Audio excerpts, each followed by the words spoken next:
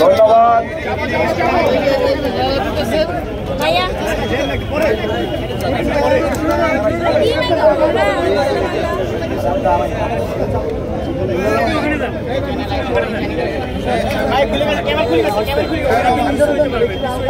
নিচে রাখেন, মুখে রাখতে হবে।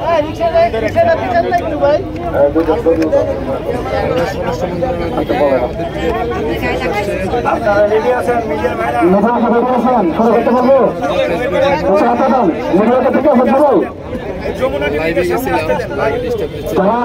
একটু হাতে রয়েছে, আপনারা রেডি আছেন কিনা? সবাই একটু হাতে রয়েছে, রেডি আছেন? ঠিক আছে, ধন্যবাদ। উপস্থিত ইলেকট্রনিক্স এবং প্রিন্ট মিডিয়া সাংবাদিক বৃন্দ, উপস্থিত রয়েছেন আমাদের বাংলাদেশের বিভিন্ন জেলা থেকে আগত ক্ষতিগ্রস্ত মিডিয়ার সদস্যবৃন্দ এবং আজকের এই আন্দোলনে সংহতি জানিয়ে দেশের জনগণ যারা আমাদের সাথে সংহতি জানিয়েছেন সবাইকে আমাদের পক্ষ থেকে আসসালামু আলাইকুম ওয়া রাহমাতুল্লাহি ওয়া বারাকাতুহু। আপনারা জানেন আমরা বিগত 22 তারিখ থেকে এই আন্দোলনে ডাক দিয়েছেন কল্যাণ পরিষদের সভাপতি ফয়জুল আলম সবুজ সাহেব, পাশাপাশি 64 জেলা ক্ষতিগ্রস্ত মিডিয়া এর পক্ষ থেকে হাবিলদার মাহবুব আলম, উনিও আমাদের প্রতি এই আন্দোলনের প্রতি একাত্মতা ঘোষণা করে আমরা যুগপথ আন্দোলনে ছিলাম। তো আপনারা ইতিমধ্যে জানেন গতকালকে থেকে একটা কথা উঠেছিল, আমরা স্বরাষ্ট্র উপদেষ্টার সাথে দেখা করতে চাই। তার পূর্বে আমরা স্বরাষ্ট্র সচিবের সঙ্গে দেখা করেছিলাম। আমরা ওনার কাছ থেকে সন্তুষ্টজনক কোনো জবাব না পেয়ে পরবর্তী সময়ে স্বরাষ্ট্র উপদেষ্টার সাথে কথা বলার জন্য আমরা চেষ্টা করি, কিন্তু আমরা ওই আলটিমেটাম সময় শেষ হওয়ার পরে আমরা যমুনা অভিমুখে আমরা শান্তিপূর্ণ পদযাত্রা কালকে করেছিলাম এবং শাহবাগ ব্লকেটে ছিলাম। আজকে শান্তিপূর্ণ অবস্থান কর্মসূচি, তারই আলোকে সারাদিন বিভিন্ন প্রকার আশা নিরাশার মধ্যে দুলতে আমরা 12 সদস্যের একটি তদন্ত কমিটি আমরা মাননীয় প্রধান উপদেষ্টা APS সাব্বির আহমেদ সাহেবের সাথে একটা বৈঠকে মিলিত হয়েছিলাম এবং ওনার সঙ্গে আমরা বৈঠকে মিলিত হওয়ার পর আমাদের যে 3 দফা দাবি এবং যৌক্তিক দাবির যে কথাগুলো ওনার সামনে আমরা সুন্দরভাবে উপস্থাপন করেছি এবং উনি আমাদের কথা অত্যন্ত ধৈর্য সহকারে শুনেছেন। এই ব্যাপারে মাসুদ স্যারও আমাদেরকে সহায়তা করেছেন।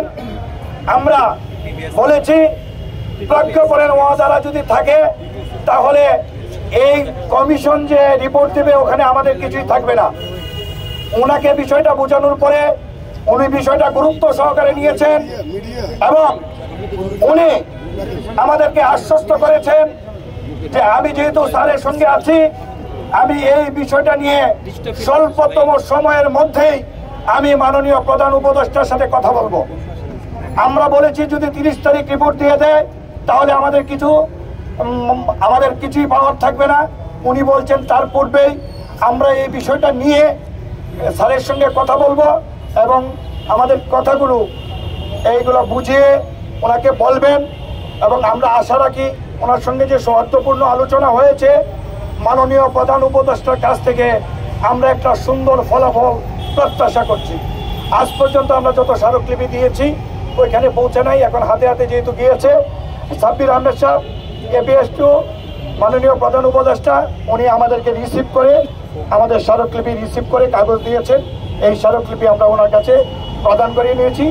এই আজকের এই সারাদিনের ঘটনার সর্বশেষ পরিস্থিতি এরপরে আমরা ওখান থেকে এসেছি এবং আপনাদের সামনে প্রেস ব্রিফিং করলাম। এই পর্যন্ত আমাদের কথা ছিল। ধন্যবাদ সবাইকে। জি ধন্যবাদ। আপনারা জানেন আমাদের 64 জেলা থেকে লোক আসে, দূর দূরান্ত থেকে লোক আসে। আমাদের সভাপতি মহোদয় এবং আমরা যারা আছি, আমরা কেউই একক সিদ্ধান্ত গ্রহণ করি না। আমরা আপনাদের প্রেস ব্রিফিং করার পরে প্রত্যেক জেলা সমন্বয়কদের নিয়ে আমরা অতি দ্রুত একটা জরুরি মিটিংয়ে বসবো এবং ওই মিটিংয়ে আলোচনা পূর্বক পরবর্তী কর্মসূচি সম্পর্কে আপনাদের জানানো হবে। ধন্যবাদ। বর্তমানে অবস্থান আমরা পরবর্তী ঘোষণা না দেওয়া পর্যন্ত আমরা এখানেই অবস্থান করব। আমরা আলোচনার পরে পরবর্তীতে আপনাদের মিডিয়ার সামনে আসে আমাদের কর্মসূচি সম্পর্কে বিস্তারিত বলা হবে।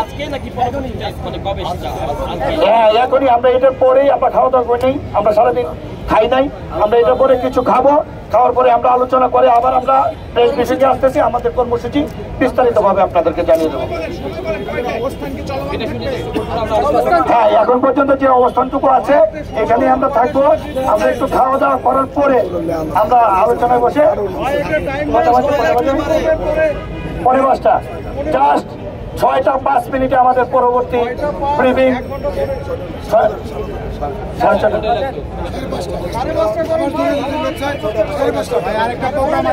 6টায় আমরা 6টাতে পরবর্তী কর্মসূচি নিয়ে বিস্তারিত ব্রিফ করবো, কারণ আমরা সারাদিন অভুক্ত ছিলাম। আমরা খাওয়া দাওয়া করে আমরা আলোচনা করবো। ধন্যবাদ সবাইকে। ধন্যবাদ সবাই।